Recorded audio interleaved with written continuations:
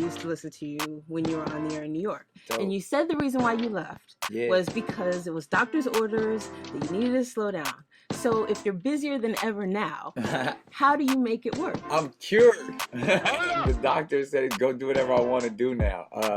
Really, it's about time management and managing your energy. And like I've always been one of those people who kind of put in 20-hour days. So now it's just channeling the time where I would probably be up doing other things. Even the last 4 years I've been in college.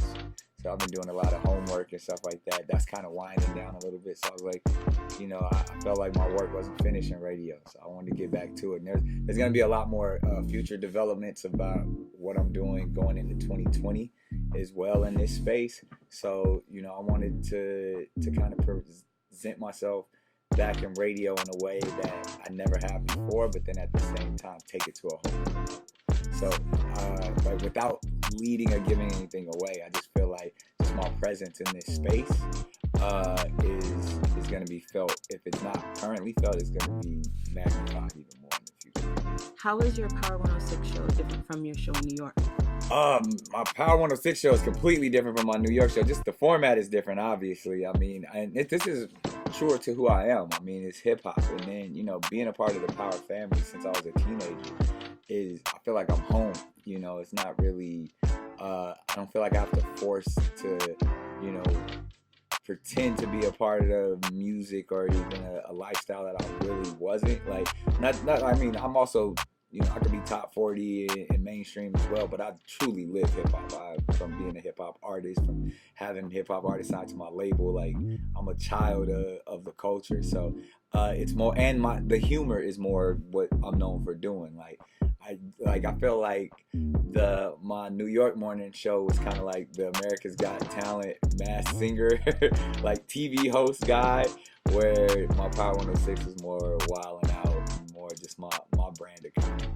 So when you were on in New York, Pete Davidson is one of the now celebrities who was discovered. Right, who was a caller. Have you come across any talent just by interacting with your LA listeners? It's funny that you bring that up. Myself, DJ Charisma just left the room, who's known to break artists and kind of be a curator and a tastemaker in the space. We just launched a program called New Music Mondays, where not only are we looking for new artists, but we're giving new artists and new records a platform, which you don't really see in radio anymore. So we kind of battle it out for where it's my choice against her choice, Nick's pick, Charisma's pick, and then ultimately at the end of the month we do a new music showcase once a month, one Monday out of every month. So I feel like that's taking it back to what the music industry is all about, what radio is all about, where you're launching new stars and you're actually really searching for new stars. So not only are we doing that, but also even in the space of just looking for,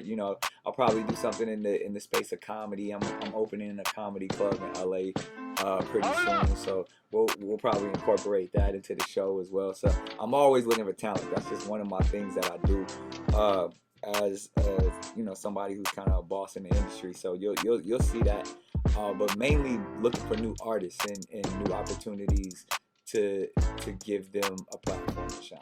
It sounded really good the way you and Charisma played off of each other, and talked about the song, but it didn't feel too industry. Yeah, because that's the thing. Because obviously we know how it works, and we live in this new world of PPM where people are just used to hearing the same old songs over and over, and kind of want to keep the break short and to the point. But people miss having fun on the radio, and we made it about us battling. That's what DJs do, who breaks the record first, and you're bringing them in, but without sounding too inside baseball. You kind of give them the experience from a listener's perspective, and you allow them to make the decision. It wasn't about, oh, my song's hotter or your song's hotter. It's no, both of these songs are hot, and we're gonna let LA choose who's the hottest. Any plans to syndicate Nick Cannon mornings? There are definitely plans, but obviously my focus right now is to maintain my number one spot here in this city, and then once we do that, the phone's already been ringing, and we're gonna do everything from going to the space of, the weekly countdown. We'll probably start in that space first, and then start to syndicate the morning show. But again, like I said, there'll be major developments being released in shortly. Do your kids listen to your show? When I'm not talking crazy, I let them listen. But we do some edgy bits on our show. So sometimes they're constantly asking. We do this bit called OJ Simpson's traffic report, and when they're like, "Daddy, who's OJ Simpson?" It's like, it's a long story, but they love it. They think it's hilarious because I'm doing this voice, just like this ridiculous man doing a traffic report. So I kind of have to be a parent, but at the same time, I love the fact that they enjoy my humor. So I definitely let them check in. So good feedback so far. They love it. They love it. Even the stuff they shouldn't be listening to, they think it's hilarious. So you've talked about some of your features. What are some other bits and features, and specifically, what are the ones you're getting the best response on? Yeah, I'm just trying to take it back to those times. Like I've always been a fan of radio, so I'm taking it back to that stuff where it's like you laughed in the morning.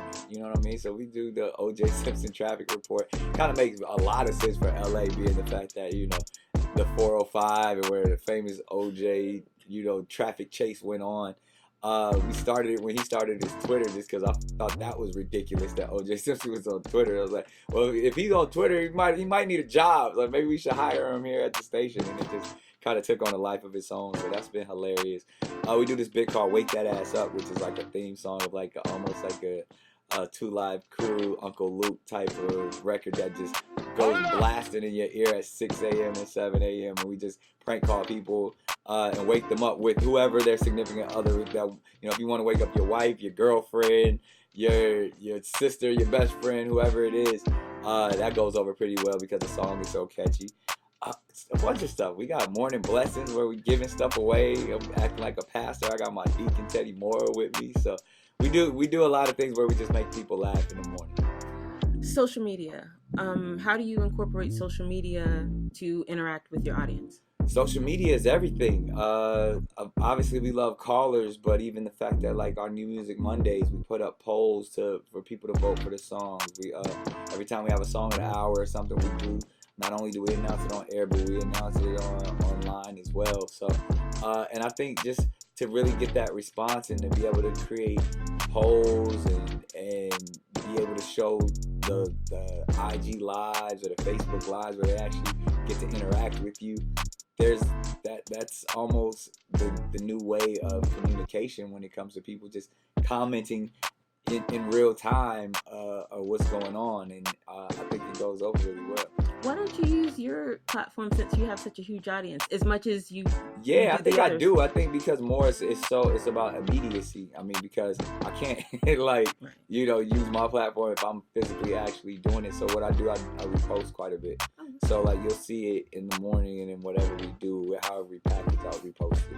Awesome. Later in the day. But because I am Superman, but I only can do so many things at once. So it's kind of hard to like in real time engage. So I just repost whatever our social media manager is doing at the time. So one thing a lot of radio personalities on a bigger scale are starting to do is they're bringing their relationships with clients to radio.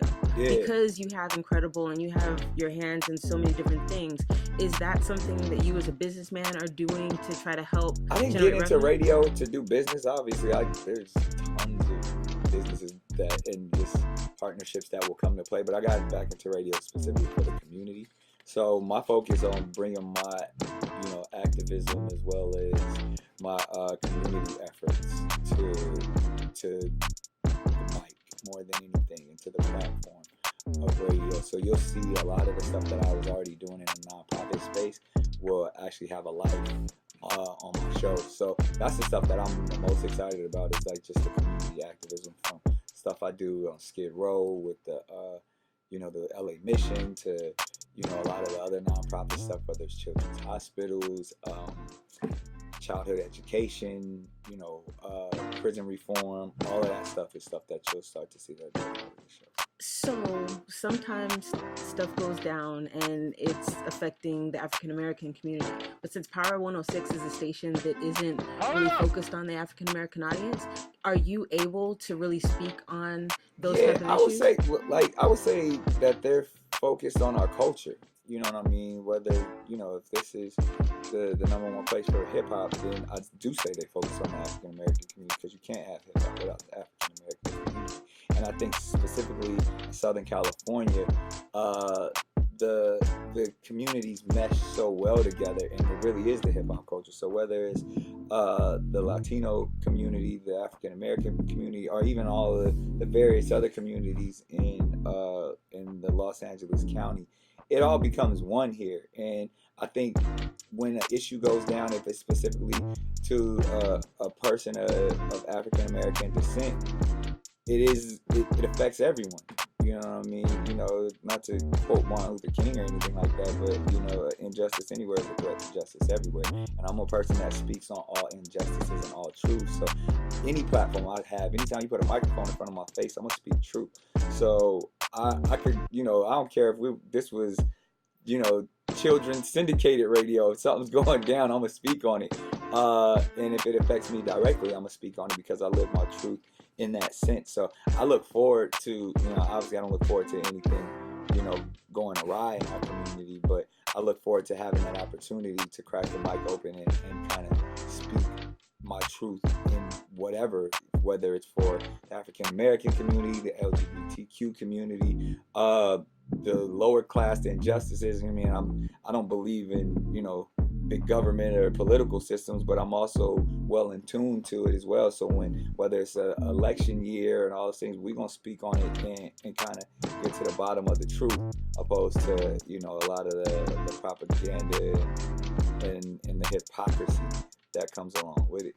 So, will you have presidential candidates on your show? If they ready for this smoke, if they want to come talk some real talk, absolutely. But, you know, what I'm kind of known for, you know, my podcast, the Candace Class, and all this work that I do at Howard and in the community, that I'm a straight shooter, and I say the voting system is flawed. I say the two-party system is flawed, and, you know, I'm willing and ready to speak to anybody who wants to speak about that. Any political aspirations for this? Hell no. I got too much dirt. But again, I don't really believe in the two-party system in that way. I feel like my time is better served in the community, and my time, money, and efforts. You know what I mean? I feel like I could be so much more effective on the ground than, you know, somebody pulling my strings and telling me I belong to this party or I belong to this organization. I'm such an anti-authoritarian when it comes to laws and rules that I would probably be the worst politician ever. You don't do this by yourself. You have a team. Yes. Could you tell me about the 3 people who are on the air with you and why you wanted them to be on Nick Cannon Mornings? Yeah, I think the 3 people that are on air with me are perfect for Power 106 and where I am right now. Teddy Moore is hilarious. You know what I mean? I feel like he's a young talent that's kind of been around, like doing his thing, just sharpening his tools. And this is a platform where he gets to shine and we get to do comedy together. You know, it's nothing like having a dope sidekick that, you know, can finish your sentences for you and be there to kind of just like have real chemistry. And then of course we gotta have, you know, I have such a strong opinion when it comes to everything. I needed a even stronger sense of estrogen to come through and kind of check me when I need to be checked, and that's Melissa Rios, who's, you know, dominated in this marketplace, you know, before I got here. So it was definitely the right move to, you know, I'm a chess player, so to be able to build a team like that to where people who are already recognizable and comfortable in this space, and then, you know, finally adding DJ Charisma, who's a fixture in Southern California, from everything she's built with Young California to her just being the dopest DJ out here, and truly just being a real friend and somebody that I really sincerely rock with. It's just like, yo, this is my squad, this is my family. I rarely see this heavy of a percentage of female presence on a morning show. That was purposeful. Okay. You know what I mean? Because one, I truly believe females do everything better than men. But when it comes to business, when it comes to being on top of it, but then just knowing how strong my personality is, I needed a very strong counterbalance, and I wanted it to be because I know my audience, so I needed someone who spoke like my audience, who felt like my audience, and, you know, that's women. What is the key to your longevity? Because a lot of people have like a hot few years, but you've been able to be consistent. I always say stay low and keep firing. A lot of people like to brag and be, you know, kind of out there and always talking about what they're doing and their next moves and Like, I like to announce results instead of plans. So ultimately, my career kind of speaks for itself. I'm never one of those people. I'm not a big believer in publicists where, you make an announcement and you're doing this and you're doing that. Because then now you're on people's target list. They're waiting for your time to run up. Where to me, I just stay busy. I kind of keep a lot of irons in the fire. I keep the stove running hot, and then allowing other people's energy to fuel that as well. So always looking to give other people opportunities with my platform. So I don't need to be the front man all the time to, hey, look at me, look how great I am with all the things that I'm doing. I just do. And then my work speaks for itself. So you look up, 10 years pass by, 20 years pass by, and you're like, yo, this cat is still going. Nobody else. I hear it on Power 106. Yeah. Are you aggressively going for airplay across the country, and how's that? Yeah, it's a real record. You know what I mean? It's a project that, again, speaking to what I was just saying, like, it's an incredible gang project that I have at Republic Records, to where it's my label. Incredible is a label, and I just put a bunch of people together in the same way Quincy Jones would or Dr. Dre would, and Nobody Else is a record that came from, Hitmaker, who's a dope producer right now. I put my guy Ty Dolla $ign on it, my little brother Jacquees on it, and it was a vibe. So it's streaming like crazy. It sounds amazing on the radio. The video is fire. It's already like north of 10 million views. So over 11 million. Yeah. So it's like it's one of those things where I don't have to actively pursue it. I just want it to organically happen. And we got a bunch more tracks like that on the Incredible Gang project. So it's just one of those things where I'll never stop doing music. I'll never stop producing, writing, and performing. So we just gonna get to it, and kind of, as long as I know my audience, we're just gonna keep feeding them. When's the compilation coming? Probably by the end of the summer. You'll definitely hear I call it model music. So it's just vibes. It's like all type of models. Instagram, runway, roll, all of them. It's feel good music that make you feel like you're ready to go. Well, you established that in the video. Yeah. Okay. Facts. Big Boy, you have a relationship with him, and he made the announcement, I guess, about you coming to radio. Did that help or hurt you? It helped. I called him right after that and said, I told him how hilarious he is, and I told him thanks for the shout out, because it's always good when other people are talking about you. You know what I mean? Like I said, I don't believe in publicists. So when other people want to be that for you, it's a wonderful thing. So word of mouth is a beautiful thing, especially when it comes from somebody like a legend like that, or somebody that's in the same marketplace as you. So that's family before anything else. I don't believe in competition. Like I don't, kings don't compete. Kings never bicker. Like you can coexist in a space. You can show them how you can rock. Like that. I love that. Yeah. Okay. Which radio personality has inspired or influenced you most? Probably Big Boy. You know what I mean? Between Big Boy and Howard Stern. Those would be the two people that I grew up on, and always admired from afar and up close. Both I consider friends. Both have given me great advice over the years, and probably two of the best that I ever see do it. I'd have to give Wendy Williams a shot too. She was a monster in New York, and obviously eventually all over the country. But those are the people when I thought about radio, it would probably be those three people. How did hosting her show during her absence affect your career? It was great. I didn't think about it affecting my career. It was just a good time. Probably made some outstanding developments since then. Me being in that space and people just seeing how, I kind of gravitate and just took to a lot of that stuff. Might even influence me being here in the mornings and some other moves that we're making though. But again, like I just, Wendy needed me, they called, I showed up, and I was grateful to her to allow me to have fun on her platform. It was hard because, as a Wendy watcher, you think, oh, nobody else, I can't watch anyone else. But when you were on there, like, I watched and I enjoyed it. So it was really cool to see you do you in her space and for people to like it. That's my girl. So I feel like, it was a bittersweet situation because at the time, it was almost like I wanted to be a diversion from all that was going on in her life and people concerned with her drama. I wanted to just offer to her fans a great show. New artists you're excited about? Man, I'm excited about so many new artists. There's a couple of artists in Atlanta that are so dope right now. This kid, It's a Movie, who's a singer-songwriter, but his production is crazy. Like, just the name, his name is It's a Movie. Like, he's crazy. Another kid out of Atlanta, Lil Dope Boy, is fire.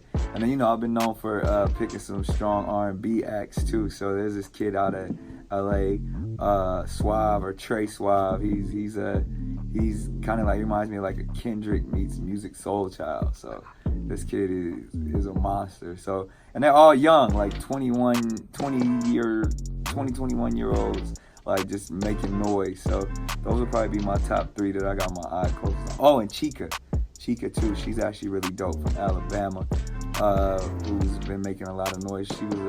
She got popular on IG, just rapping, directly to camera, and now she got a couple of dope songs out right now. I've been working on a project where, like, she's been known to be called the new female Biggie.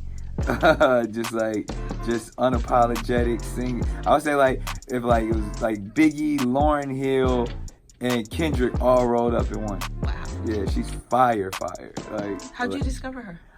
Really, I saw her on IG, and then I think everybody saw her on IG, because like if you go, her IG is actually Ornika, and you see, like, I saw her do this rhyme about Kanye when he was going through all his stuff. Like, this freestyle was crazy, and even during that big conversation, obviously with like female rappers, she stepped up to the plate, and like, I just think she's probably one of the ones that looks completely different, raps completely different, and it's just like a real artist. She plays guitar. She's, like, it's one of those things where when you see it, you're like, okay, that's the future of music right there, and I'm excited to see what she does.